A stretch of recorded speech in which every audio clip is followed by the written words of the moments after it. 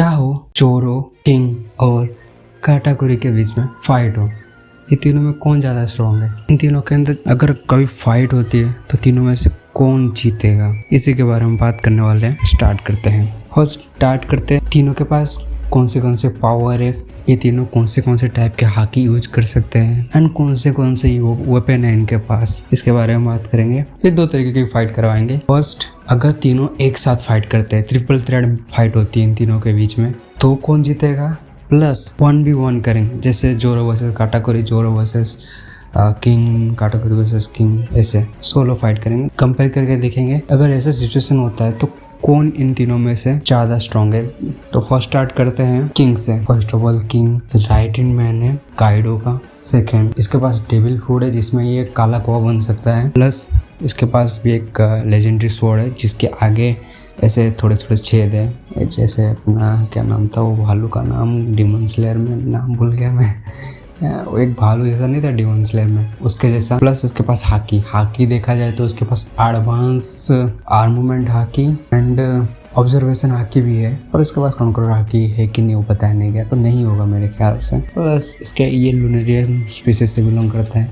ये लूनेरियन स्पीसीज के बारे में तो बताया गया कि इनकी ड्यूरेबिलिटी और स्ट्रेंथ बहुत ज़्यादा होता है। प्लस इनके पास वो इनके पीछे विंग्स में या फिर पीछे के साइड आग लगी रहती है, तो इनका पावर बूस्टर जैसा आता है, कुछ ऐसा ही है, ज़्यादा मेरे को क्लियरली याद नहीं है अभी, कुछ ऐसा ही सीन है। तो नेक्स्ट डिस्कस करते हैं जोरो के बारे में। जोरो पूरे वन पीस के स्टार्टिंग से दिखाया जा रहा है उसके बारे में, तो थोड़ा इमोशन कनेक्शन ज़्यादा है जोरो से। फिर भी देखा जाए तो जोरो अभी रिसेंट के टाइम में एनमा जैसे वेपन है उसके पास, एनमा बहुत ज़्यादा स्ट्रॉन्ग है। प्लस इसके पास कोई डेविल फूड तो है नहीं, हाकी है। हाकी तीनों टाइप के हैं, एडवांस आर्मोमेंट हाकी है, कॉन्करर हाकी भी है, ऑब्जर्वेशन हाकी भी है। ये ज़्यादा ताकतवर क्यों है, इसकी जो स्वॉर्ड स्टाइल है और जो अमाउंट ऑफ हाकी ये रिलीज करता है उसके स्लैब्स में, प्लस इसका जो असुरा फॉर्म है वो भी बहुत ज़्यादा ही स्ट्रॉन्ग है। फिर लास्ट बात करते हैं काटाकुरी के बारे में। इसके पास डेविल फूड है मोची का, मोची नोमी ऐसा ही था ना, डेविल फूड का नाम मोची नोमी इसके पास है। इसके पास भी एक वेपन है, त्रिशूल जैसा कुछ वेपन तो था, तो ज़्यादा लेकिन उसका यूज दिखाया नहीं गया, मेरे हिसाब से वो भी काफ़ी स्ट्रॉन्ग वेपन होगा।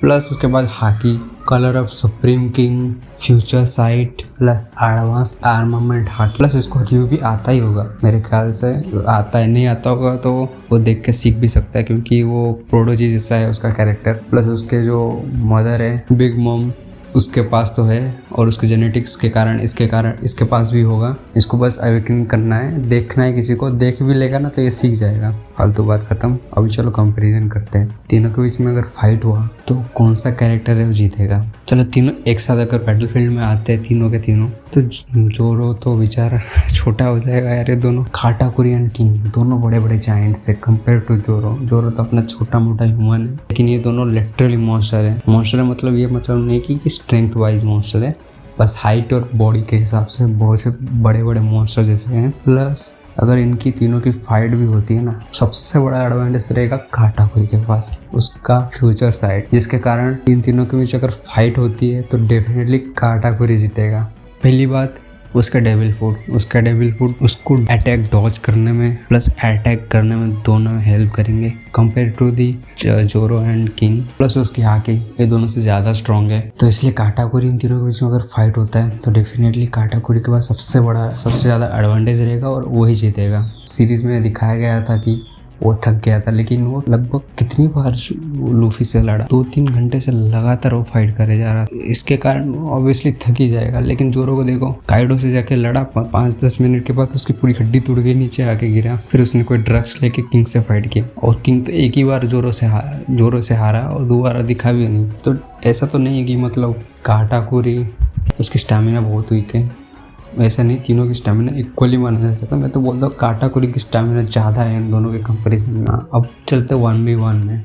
1v1 में किंग वर्सेस जोरो का तो रिजल्ट सबको पता है, जोरो जीता था। फिर काटाकुरी वर्सेस किंग में भी मेरे ख्याल से काटाकुरी जीतेगा क्योंकि उस हाकी में भी उससे बेस्ट है, प्लस डेविल फूड भी उससे अच्छा है।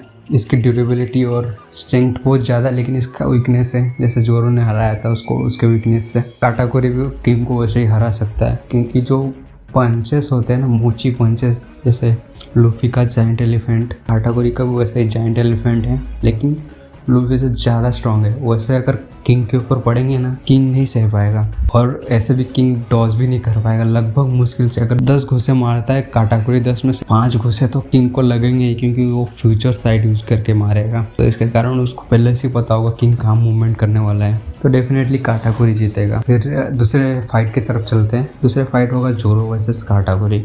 जोरो वर्सेस काटाकुरी अगर होता है तो जोरो की फिट देख लेते हैं। जोरो ने किंग को तो हराया है, प्लस काइडो को उसने परमानेंट स्कार दिया है। सबको मतलब यही लगता है कि काइडो को उसने स्कार दिया है, मतलब बहुत ज़्यादा स्ट्रॉन्ग होगा। काटाकुरी तो नहीं दे सकता स्कार काइडो को, काइडो के सामने तो टिक भी नहीं पाएगा काटाकुरी। लूफी के सामने नहीं टिका तो काइडो के सामने कहाँ टिकेगा। फर्स्ट ऑफ ऑल जोरो ने काइडो को स्कार दिया तब जब काइडो वर्सेस पूरा वॉर्स जनरेशन हो रहा था। वॉर्स जनरेशन नहीं, वहाँ पे 5 वर्सेस 1 की फाइट हो रही थी तब। प्लस काइडो सीरियस नहीं था, मजाक में फाइट कर रहा था वो, बिना सीरियस होकर अपना गार्ड डाउन करके रखा था। इसलिए जोरो ने उसको काट दिया और उसको परमानेंट स्कार दिया। जो उसने स्कार दिया ना, उसमें कह सकते हैं जोरो के साथ उसके स्वॉर्ड की इन्वॉल्वमेंट भी है। एनमा अगर नहीं होता ना, शायद ही जोरो उसको स्कार दे पाता, इतना परमानेंट स्कार दे पाता। मेरे ख्याल से एनमा ने 50% एनमा की पावर थी तो 50% जोरो की पावर थी, मेरे ख्याल से तो ऐसा ही है। अदरवाइज देखा भी जाए ना, उसने स्कार दे दिया, उसके बाद वो काइडो से कितना, मतलब काइडो ने उसकी पूरी हड्डी तोड़ दी थी, मम्मी बन के घूम रहा था। प्लस अगर जोरो वर्सेस काटाकुरी होता है तो काटाकुरी वैसा कैरेक्टर नहीं है कि अपना गार्ड डाउन करके रखेगा, मतलब इजी जाएगा, उसके पावर टेस्ट करेगा जैसे काइडो ने किया था, और डायरेक्ट ही मारेगा। दोनों के बीच में फाइट होती ना, तो first of all hockey wise देख लेते हैं। हाकी वाइज तो काटाकुरी है, क्योंकि उसके पास कॉन्करर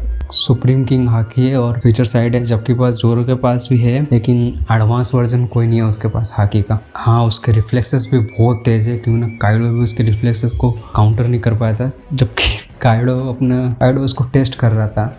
वही अगर रिफ्लेक्सेस वो यूज करेगा काटाकुरी के साथ, तो काटाकुरी डेफिनेटली उसको ब्लॉक कर लेगा उसके डेविल फ्रूट के मदद से। वो अपने बॉडी पार्ट जहाँ पर जोरो उसको अटैक करेगा, वो अपने बॉडी को वहाँ से अलग कर देगा, जैसे वो उसने लूफी के टाइम पे किया था। ये उसका एडवांटेज है डेविल फ्रूट का। तो जोरो तो डेफिनेटली बहुत ही ज़्यादा परेशान हो जाएगा इसके कारण। काटाकुरी के पास ये सब एडवांटेज है, हाकी की एडवांटेज, डेविल फ्रूट की एडवांटेज, प्लस उसके पास वेपन की एडवांटेज तो नहीं है, लेकिन उसके पास भी वेपन है जो यूज कर सकता है वो। प्लस इमेजिन करो जायंट एलिफेंट, लूफी का जायंट एलिफेंट जैसे, वैसे ही पंच काटाकुरी जोरो पे मारे जैसे उसने लूफी को मारा था। अपना लूफी तो वो उड़ गया था, क्योंकि उसके पास रेयर टाइप के जोआन डेविल फूड है सन गॉड निका की, जिसके कारण उसकी बॉडी थोड़ा ज़्यादा ड्यूरेबल हो जाता है फाइट के टाइम। प्लस उसकी बॉडी भी जल्दी हील हो जाता है, इसके लिए उठ पा रहा था। प्लस एंड काटाकुरी ने लूफी को लास्ट के फाइट में जाने दिया था। ओवरऑल